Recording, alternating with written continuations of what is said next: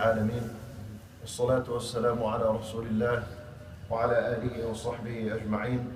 All praise and thanks belongs to Allah subhanahu wa ta'ala, and may the peace and blessing of Allah be upon His servant and final messenger Muhammad sallallahu alayhi wa sallam. As to our followers, my dear respected brothers in Islam, over the past couple of days, since Ramadan began until now, I have made some effort to go around to different masajid, and in that I've seen the way people recite the Quran.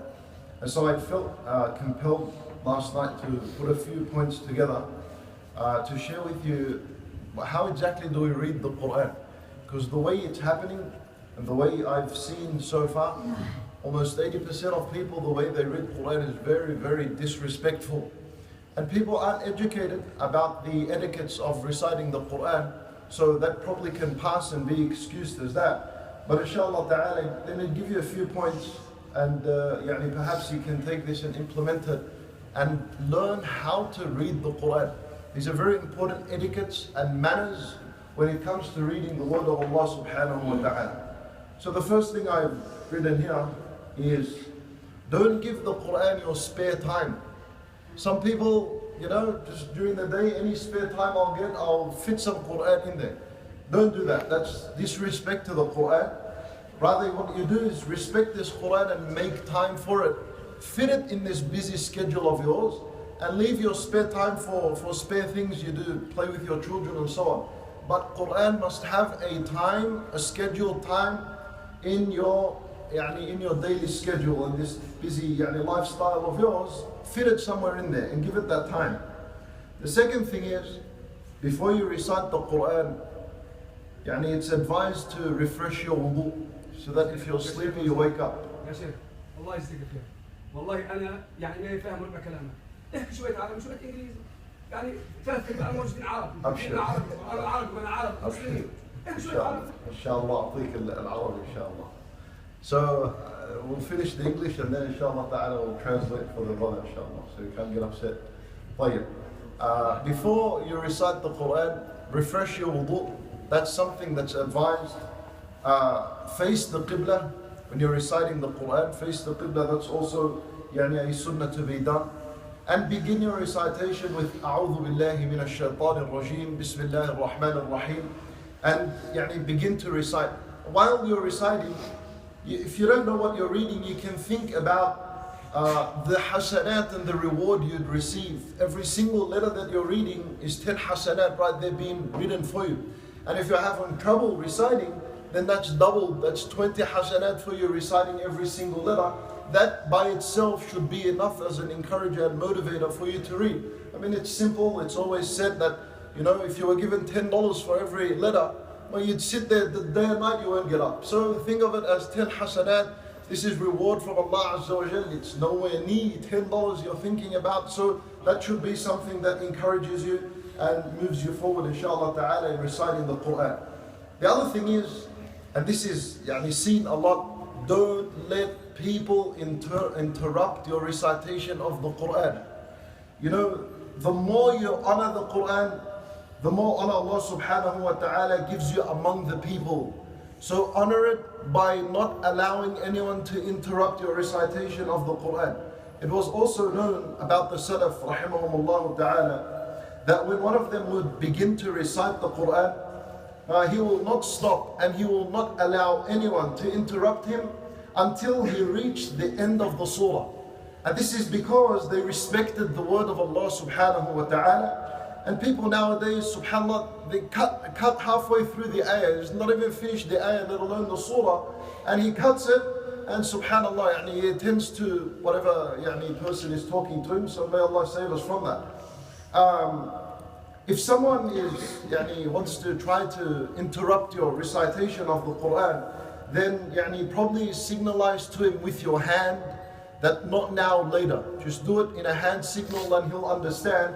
And that way, you're doing it out of respect for the Quran. You're doing it out of respect for the Quran, not because you have no time for him or so on, but you're engaged in a much important conversation with Allah subhanahu wa ta'ala. Says also, if you have to talk to someone, and it's really urgent, then let him wait a little until you reach the end of the ayah, or if you're close to the end of the surah, then finish the surah and then attend to him and speak to him and see what he wants.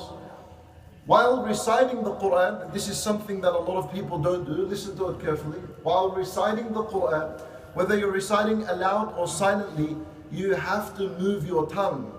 Reading with your eye isn't enough. You have to move your tongue. So even if it was silently, you need to move it so that reward can be achieved. Otherwise, Sheikh Ibn Baz rahimahullah has a fatwa on this, saying that the tongue has to be moved while reciting the Quran. Now let me give you the seventh point. This is very important, and it's really disrespectful. Now by far the most disrespectful thing you can do while reading the Quran is reading a little bit and then checking your Facebook, and then read a little bit extra and then check your Twitter, and then read a bit more and respond to a message, and then read a little bit more and check the weather, and then read a little bit more and see the battery life of the phone. SubhanAllah, it becomes very important, the weather and the battery life, as you recite the Quran. And this is terrible, unfortunately that's the case of most people, that when they're reciting the Quran, they have their phones next to them. And I say in this, SubhanAllah, the worst friend that could be with you while reciting the Quran is your phone. Leave it in the car, leave it in the house, move it away from you when you're reciting the Quran, so as the shaitan doesn't come, get to you through it. And you just think of when you were in the process of marriage, and when your partner was sending you a letter or a message, depending on what ages you lived in. But anyway, when a message or a letter was getting to you, you wouldn't allow anyone to interrupt that. And you'd read it once, and you'd perhaps read it again and 3 times. And, well, you're reading the message of Allah subhanahu wa ta'ala that perhaps ayat you haven't even come across in your life, you don't even understand what it is. So give it that respect, inshallah ta'ala. My advice is that during the day or during the night, go to a masjid that's perhaps far away from you, or a masjid that you don't know anyone in there, and isolate yourself from the people and just isolate yourself with the Quran, so that you allow yourself to taste the sweetness of the Quran and the beauty, and ponder over the word of Allah subhanahu wa ta'ala. And by saying this, I also encourage to engage yourself with the Quran. What does that mean? That means if you come across an ayah of mercy, an ayah of forgiveness, an ayah of paradise, stop at that ayah and ask Allah Azza wa Jal for His mercy, for His forgiveness, for His paradise. And if you come across an ayah of punishment, an ayah of Jahannam, an ayah of warning, then also stop and ask Allah Azza wa Jal to save you and your family and your friends from the punishment. And this, wallahi, will have a huge effect on the heart, and you begin to build that practical relationship with the Quran. And this doesn't require deep thinking. I mean, we all know the words nar, adhab, rahmah, maghfirah, jannah. You all know these words. When you come across them, stop at the end of that ayah and ask Allah Azza wa Jal. Some ayat in the Quran are ad'iyah, they're dua. So stop also and make that dua to Allah subhanahu wa ta'ala when you read. That is how you engage with the Quran, and that's how you actually build that relationship with the Quran. The other thing is, if you're really slow in recitation, you're really slow and you really struggle to get anywhere, then what's advised is that perhaps have an MP3 with you and have the Quran in it, and listen and follow, and as you follow, recite with whoever you're listening to. So have something that's recited slowly, like for example, Husari, Mishawi, Abdul Wasil, these Mashayikh and A'imma rahimahumullah, listen to them and follow along as they recite, and perhaps also recite with them. And the other thing is, when you're reciting, it's best that you finish the surah, not the juz'. And Ibn Umar radiallahu ta'ala anhu, when he used to begin by reciting a surah, he would keep reciting until he reached the end of the surah. Now some people like to do 30 juz' a day, 30 juz' and 1 juz' a day, and they'll stop exactly at the juz'. That's not what Ibn Umar radiallahu anhu used to do, although that could be done. But more respect for the Quran is that keep going until you finish at least what makes sense of the meaning if you understood, or at least until you reach the end of the surah. And subhanAllah, most people they ask about How can I further my study in the Quran? How can I learn the tafsir of the Quran and understand deeper things in the Quran?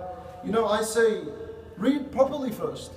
First, read properly and understand what it means to respect and honor the Quran by reading properly, and the other stuff will come along in its way, right? If you're not able to read the Quran properly, then why would you even bother about thinking of the tafsir and the interpretation of the Quran? That would require so much more humility from you, so much more time, and sit down and ponder. So the advice in that is read properly and treat the Quran like a friend. You know, a friend, you get to know him once, he doesn't tell you anything. At the beginning, you're just getting to know him. You get to know him the second day, the third day, you treat him with respect, you honor your friend. Later on down the track, he'll give you secrets about his life that perhaps he's never even told anyone about before except you. So the Quran is similarly like this. The more respect and the more honor you give it, and the more you befriend it, the more you sit with it, later on it will give you of its secrets. You'll see things, Allah Azza wa Jal will allow you to understand things, subhanAllah. The way it happens is incredible. But it's not impossible until Allah, He'll give you that. وَلَقَدْ يَسَّرْنَا الْقُرْآنَ لِلذِّكْرِ. Allah says, indeed we made the Quran easy. Easy, He says. لِلذِّكْر. لِلذِّكْر means to memorize, to understand, to revise, to implement. That's what لِلذِّكْر means. So Allah says, فَعَلْ مِن مُدَّكِرٍ. Anyone out there who wants to answer this call, but get yourself engaged in this and recite the Quran in this respectful and honored manner. And Allah Azza wa Jal will give you things. Subhanallah, the thing is that the Quran is the strong rope between us and Allah subhanahu wa ta'ala. But Allah Azza wa Jal said, وَاعْتَصِمُوا بِحَبْلِ اللَّهِ. Some of the ulama said that Hablullah, which is the rope of Allah, that's actually the Quran. So that's a rope that extends from Allah Azza wa Jal until it reaches us here to the earth. And if you don't have a relationship with the Quran, then that means you have no relationship with Allah subhanahu wa ta'ala. Simple. Because what connects us from here to Allah is the Quran. So if you hold on to this, then you're holding on to something that links straight to Allah Azza wa Jal. And if you don't bother holding on to anything, then you're just you're wandering around uselessly. This is the final thing I'll mention, and this is something very beautiful I was reading for Imam Ibn al-Qayyim rahimahullah. Just listen and digest this. It's very nice. He said, he's got a part, and then I added to it at the end, but inspired by his words. At the beginning he says that the salty water from the ocean, it evaporates to the sky as vapor. Salty water of the ocean, it goes up to the sky as vapor, and then it becomes a cloud, and then it returns back to the earth pure and fresh. It was salty, it goes up, it comes back pure and fresh. Now it can be, you can drink it. So he said, rahimahullah, he said, rise with your heart. Your heart is like a salty heart, it's dirty. Rise with your heart to the sky and see how it will return. It will return pure and fresh. This is what I added. I mentioned that the whole process of water vapor, the whole process is driven by sunlight. I mean, the water from the salty ocean, the water can't go up and form into a cloud and come back down, except that there's sunlight. So when the sun comes up, it heats the earth, and what happens is that the surface water in the lake, in the stream, in the ocean, it begins to change form. So it transforms from a liquid to a gas. It transforms from water to water vapor. That's what happens in this process. And then eventually it evaporates and it goes to the sky. And it only rose to the sky because of the heat, the sunlight, of course, Allah's permission. So in other words, this is what I added. I said that you need to rise with your heart to Allah subhanahu wa ta'ala, and there must be some light that drives this. And that light Allah Azza wa Jalla has referred to as the Quran. قَدْ أَنزَلْنَا نُورًا وَكِتَابًا مُبِينًا. Allah Azza wa Jalla says, أَنزَلْنَا إِلَيْكُمْ نُورًا مُبِينًا. That the Quran, Allah Azza wa Jalla described it as light. So, and you can only rise to Allah if you know Allah. And you can only know Allah through the Quran and the Sunnah. So this is very important. If you want to rise to Allah and clean yourself, you need to understand and know Allah Azza wa Jalla. And the only way you will know Him is through the Quran and the Sunnah of the Prophet sallallahu alaihi wasallam. That's it for the English. I'll just mention it again in brief, inshallah ta'ala, for the Arabic